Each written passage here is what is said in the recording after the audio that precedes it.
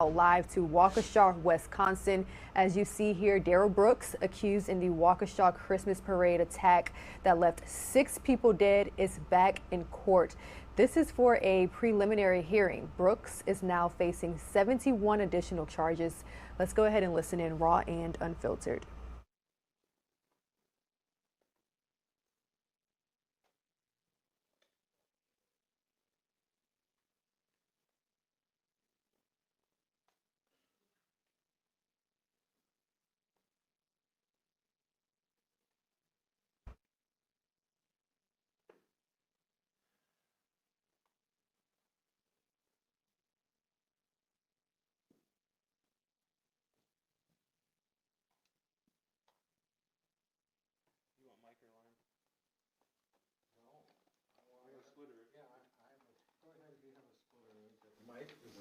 I'm taking Mike right now. They have Mike and mine. All right. Thank you. Yep. I just see you outside the police thing yesterday. You did, yeah. Got you. I saw Angelica downstairs. You did, yep. Yeah, we've been paired up together for this whole thing. All right.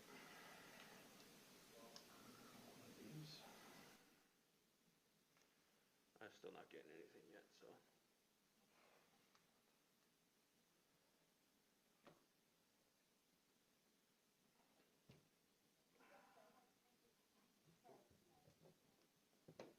Now there's audio, but I'm not getting anything.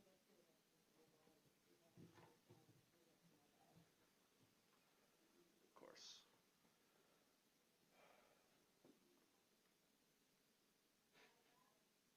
All right, if you are just now joining us, we are looking live from Waukesha, Wisconsin. Darrell Brooks, the man accused in the Waukesha Christmas parade attack that left 6 people dead, is in court for a preliminary hearing.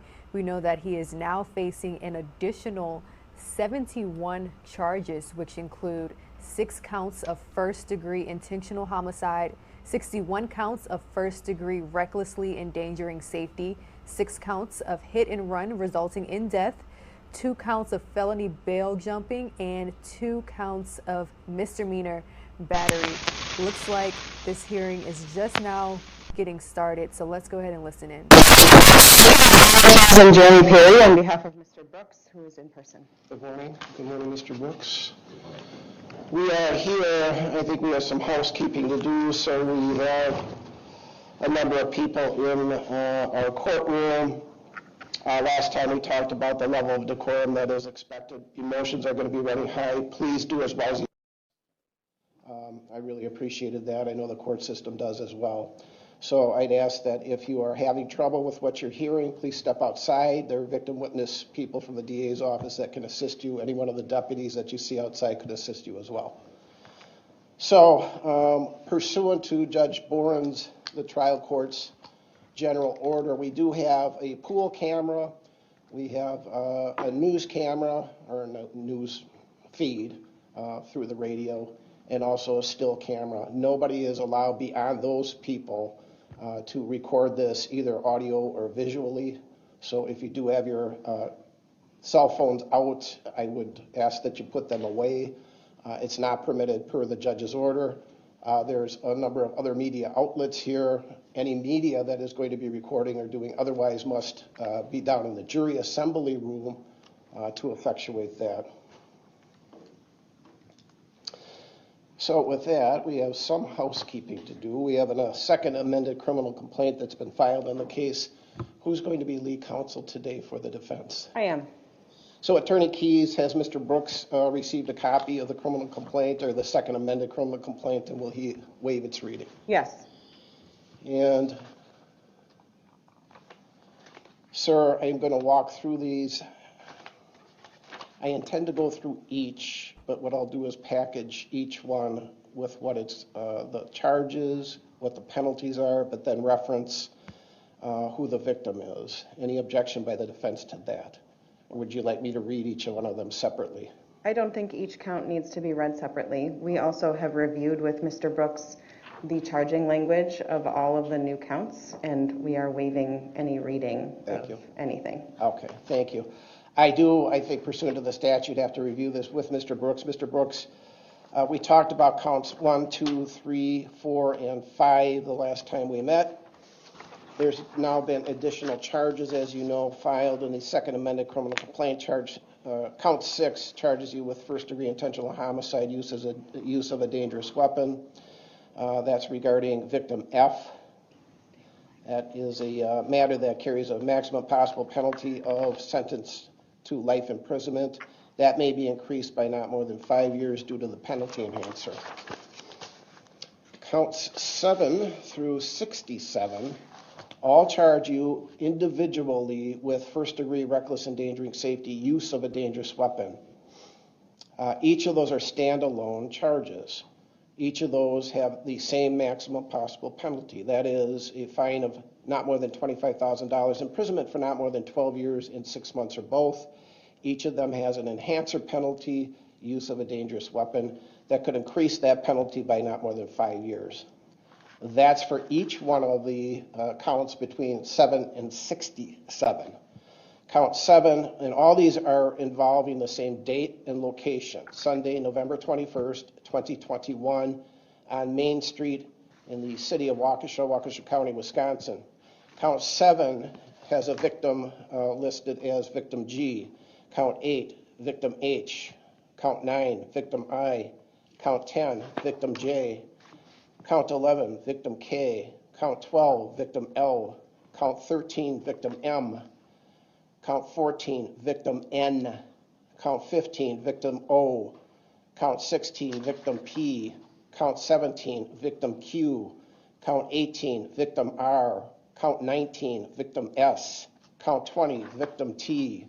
Count 21, victim U. Count 22, victim V. Count 23, victim W. Count 24, victim X. Count 25, victim Y. Count 26, victim Z. Count 27, victim AA. Count 28, victim B. Count 29, victim double C. Count 30, victim double D. Count 31, victim EE.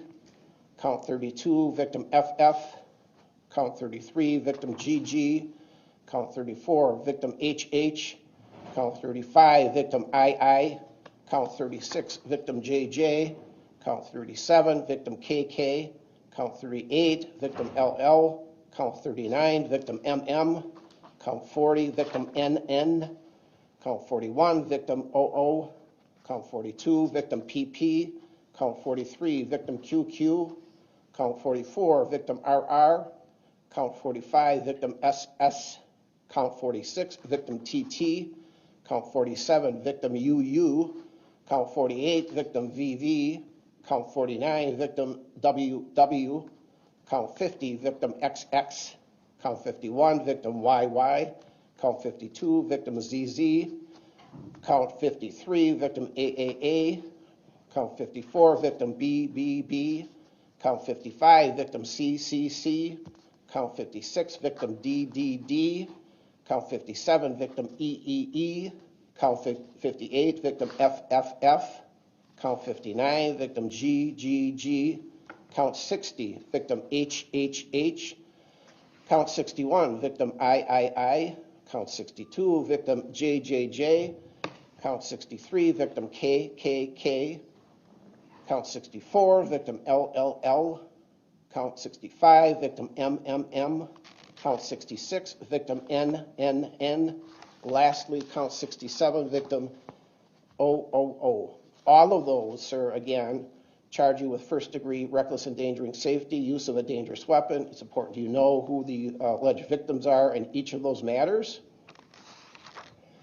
Each of those matters, again, carry with them individually a maximum possible penalty of a fine of not more than $25,000, imprisonment for not more than 12 years and 6 months or both. And again, because of the penalty enhancer for use of a dangerous weapon, that may be increased on each count by not more than 5 years. And again, all of those are regarding Sunday, November 21st, 2021 on Main Street in the city of Waukesha, Waukesha County, Wisconsin.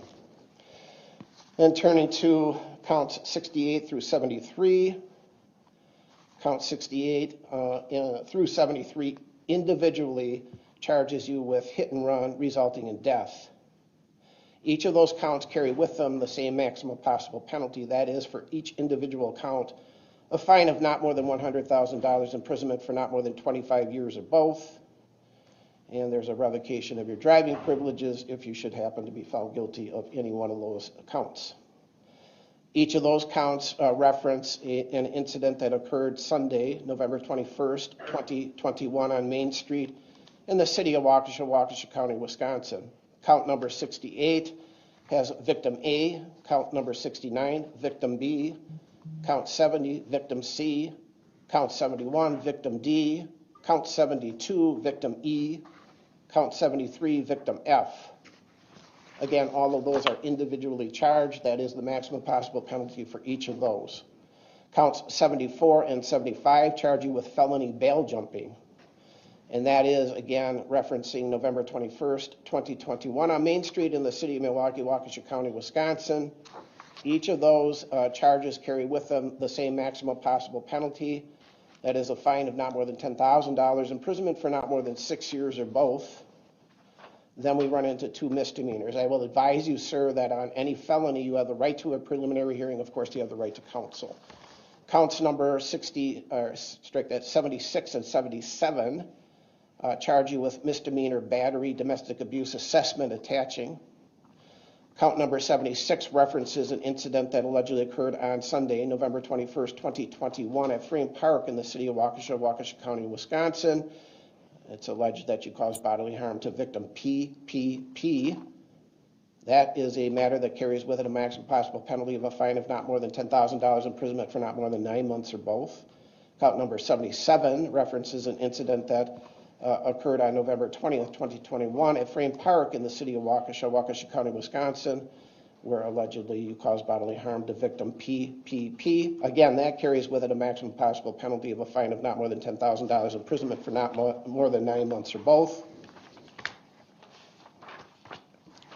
I have reviewed a copy of that criminal complaint, the second amended criminal complaint. I will find that probable cause is stated to each of the charges that have been reviewed today. Counts, I already found probable cause on counts 1 through 5, but for the purposes of today's proceedings, I am finding probable cause on the second amended criminal complaint as to each of the counts 1 through 77 of the criminal complaint.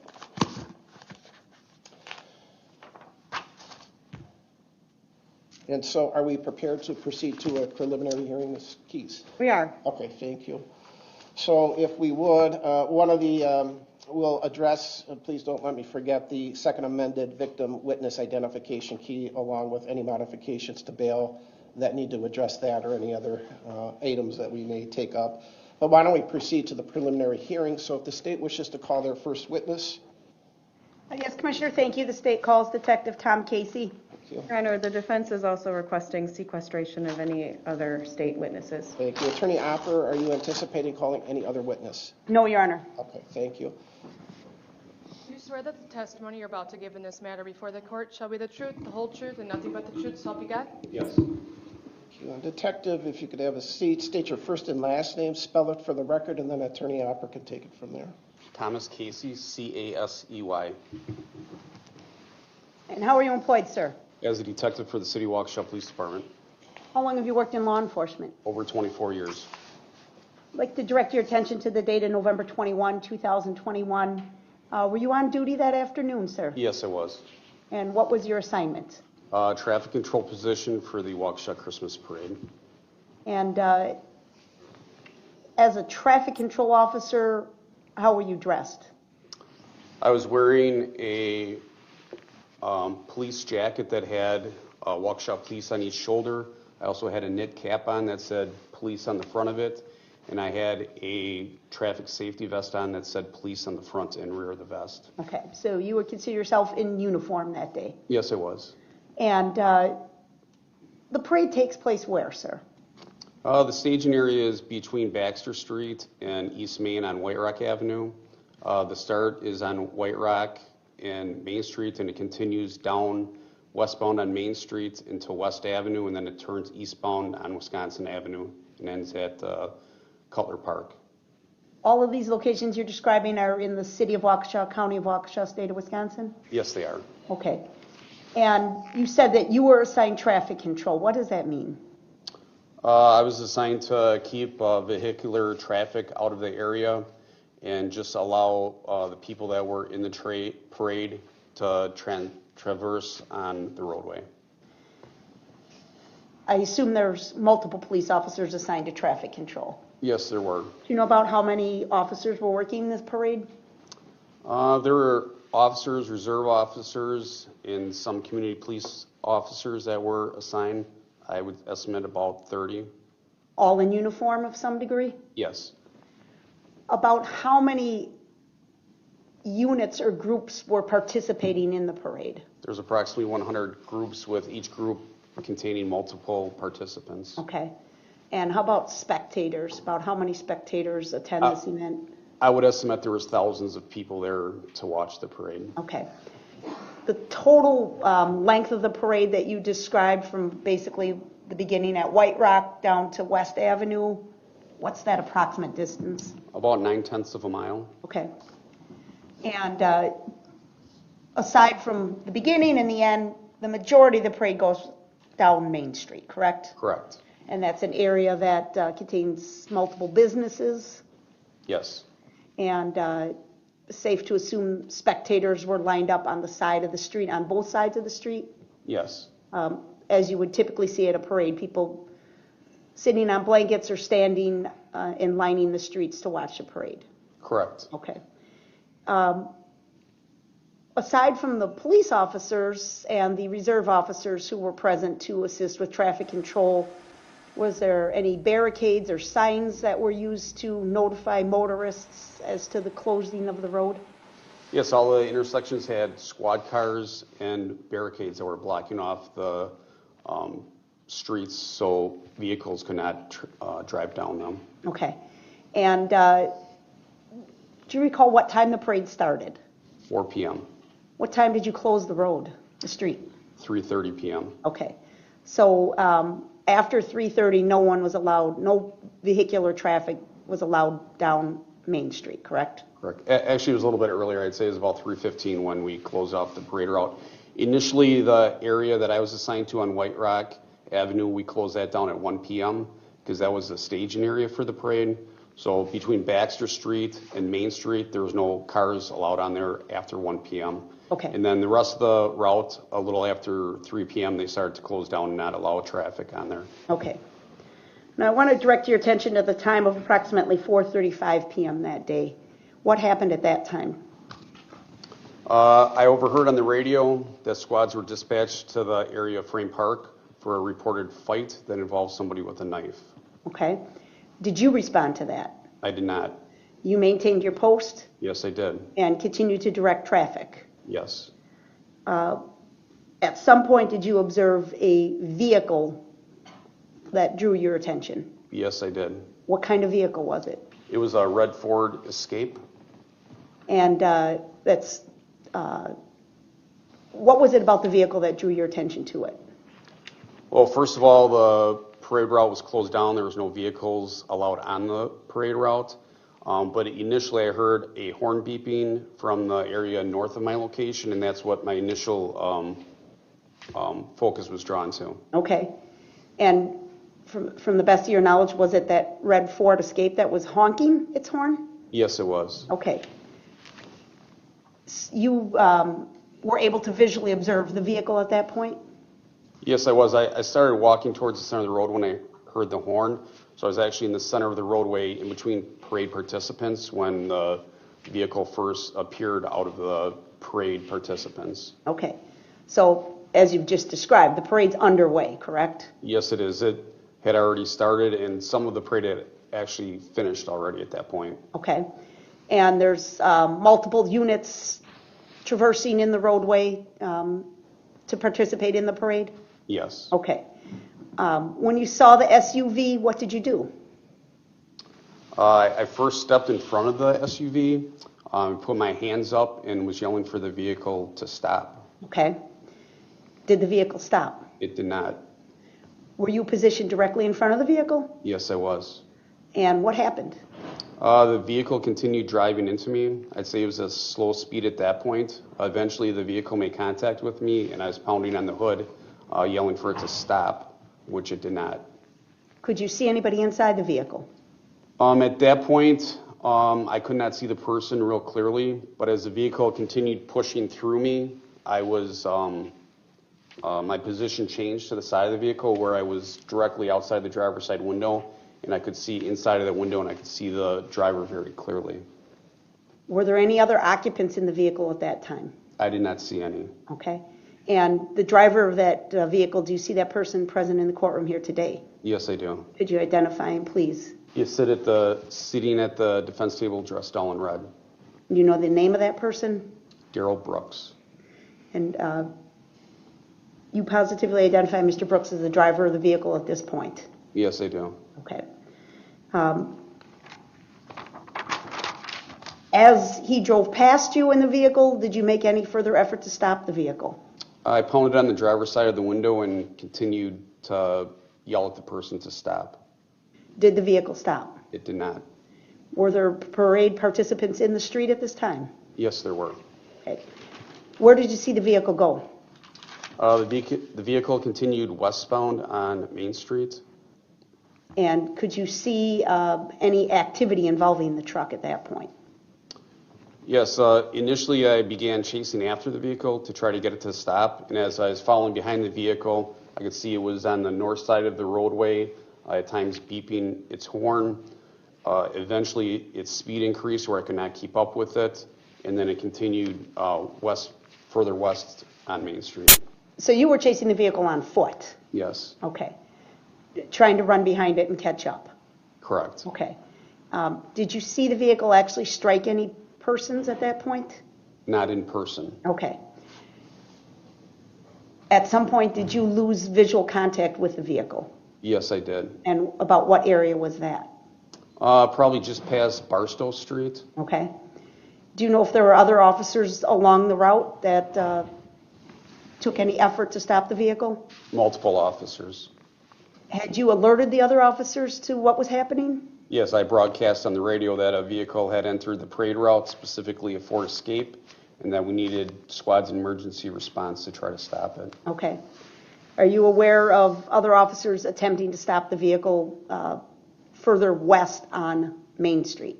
Yes, I am. Did the vehicle stop for those officers? It did not.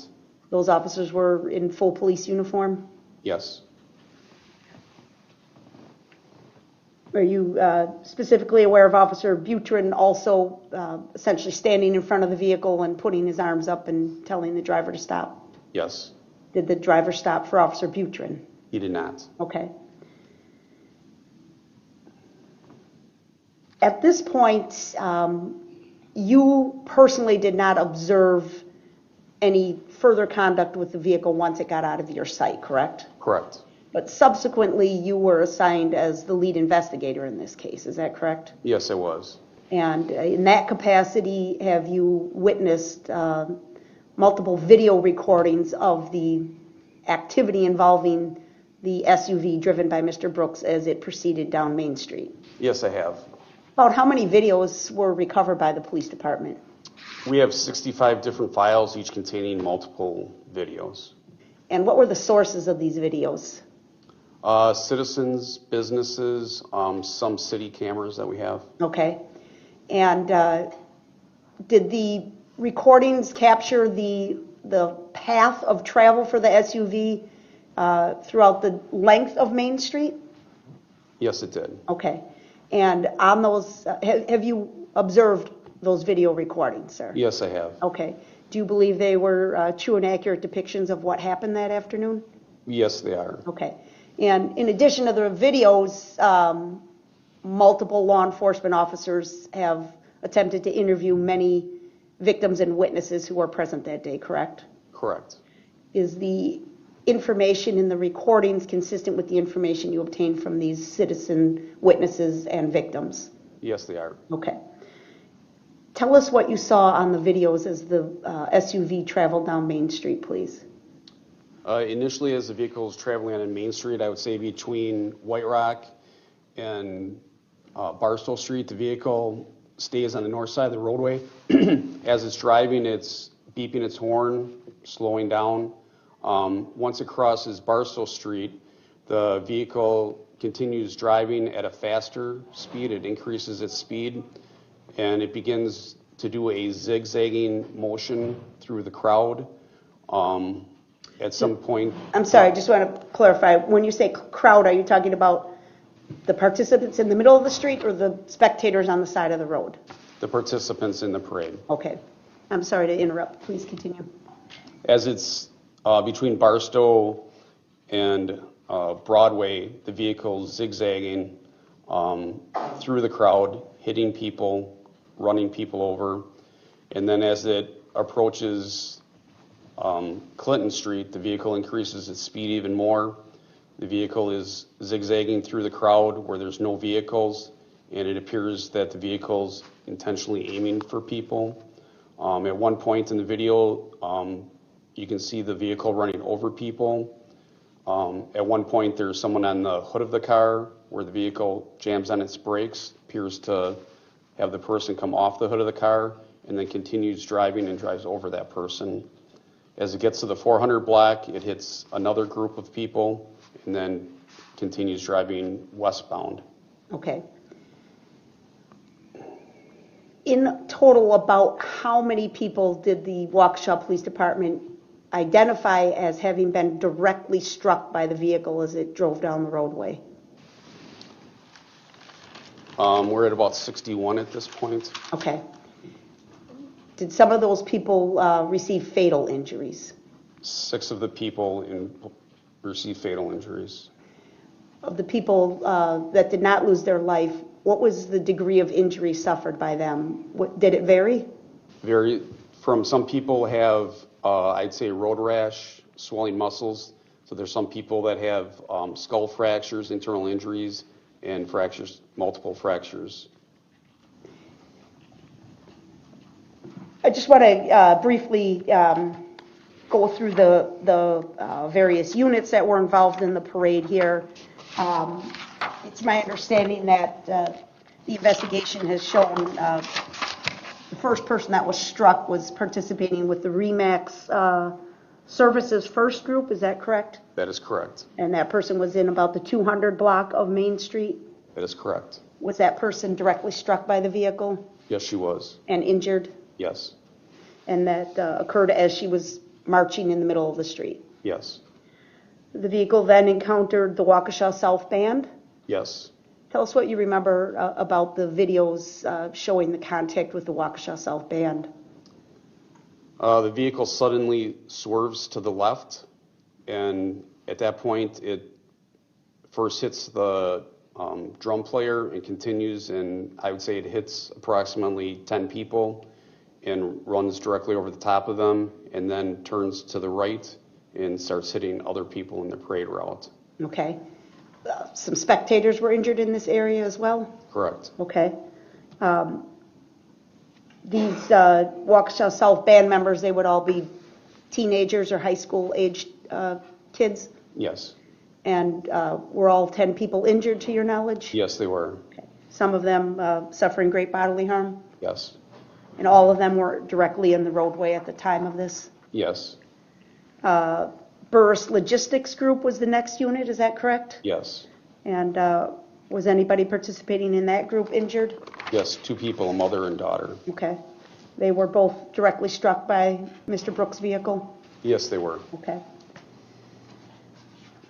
I believe the Blazers baseball team was then encountered in the area of 264 West Main Street. Does that sound right, sir? Correct.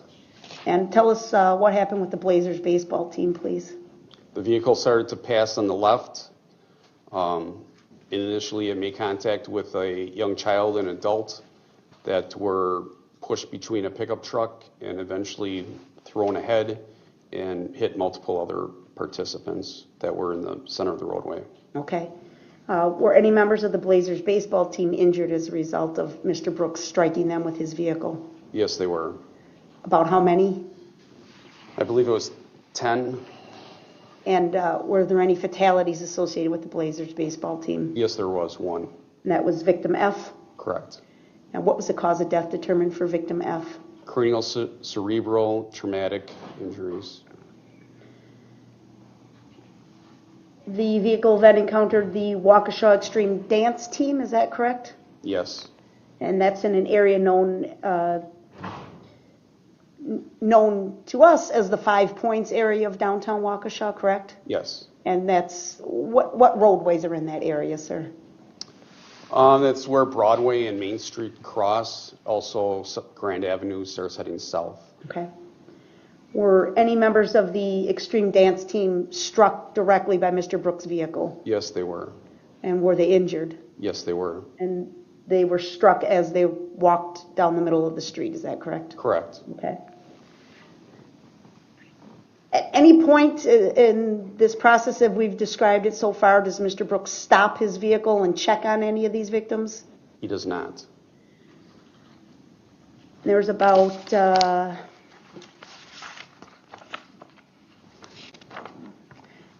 15 children with the Extreme Dance Team that were injured, is that correct? Yes, Struck and injured. The vehicle then continues and encounters the group for Citizens Bank, is that correct? correct.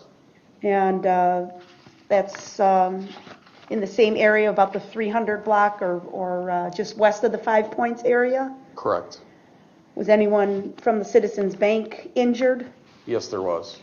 And was that a fatal injury? Yes, it was. That would be to victim D. Correct. What was the cause of death for victim D determined to be? Multiple blunt force traumatic injury. Okay. The vehicle then continues on and encounters the group known as the Milwaukee Dancing Grannies, Yes, and that occurs also in the 300 block of West Main Street. correct. Did you see video recording of the vehicle striking the Dancing Grannies? Yes, I did. What did you see? The first granny was hit squarely in the center of the car. She was in the middle of the roadway. The vehicle continued driving. It initially was on the north side of the roadway. It then went to the south side of the roadway and came back to the north side of the roadway. There was no cars in the roadway at that time. It hit multiple people. Okay. When you say cars on the roadway, and I think you had mentioned earlier like a pickup truck or something, you're talking about cars that were accompanying the parade units, correct? Correct. Okay. How many people from the Dancing Grannies unit were killed as a result of Mr. Brooks striking them directly with his vehicle? 4. And there were 3 other individuals that were injured as a result of this? Correct. And cause of death for the 4 individuals participating with the Dancing Grannies was? Multiple blunt force traumatic injury. Did the vehicle stop at that point after striking the Dancing Grannies? It did not. What happened after the vehicle, Mr. Brooks, cleared the Dancing Grannies? At one point, you can see the vehicle suddenly slow down, appeared to get somebody off the windshield of the car.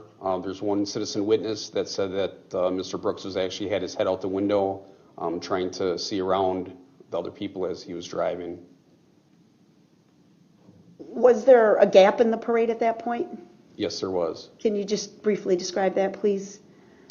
It was maybe 100 feet. Sometimes the parade, some groups go a little bit slower or faster than others. After the Dancing Grannies, there's a street to the left that he could have exited on, and then there was a number of groups that were up about 100 feet. Okay. And they were in the 400 block of West Main Street? Correct. Did he then encounter the group known as the Catholic Community of Waukesha? Yes, he did. And that was a larger group, correct? Yes, it was. Did Mr. Brooks strike several members of that group with his vehicle? Yes, he did. A total of about 19 people injured with the Catholic community? Yes. Okay. And they were all in the roadway? Yes, they were. Aside from the people in the roadway marching in the parade, there were some spectators that were injured in the area of 5 Points, is that correct? Yes, there were. And also some others that have been injured west of that. You're streaming live now from Fox on this Friday, January 14th, bringing you live inside the courtroom as Darrell Brooks, the accused suspect in the Waukesha Christmas parade attack that left 6 people dead, is back in court today for a preliminary hearing, now facing an additional 71 charges for all of the people that were injured in this tragic incident. Right now, taking the stand is a Waukesha traffic officer who was on scene that day. He is talking about their immediate response efforts as well as what he knows about all of the specific injuries suffered from this incident, as well as what they had to do in the days and weeks moving forward with this investigation.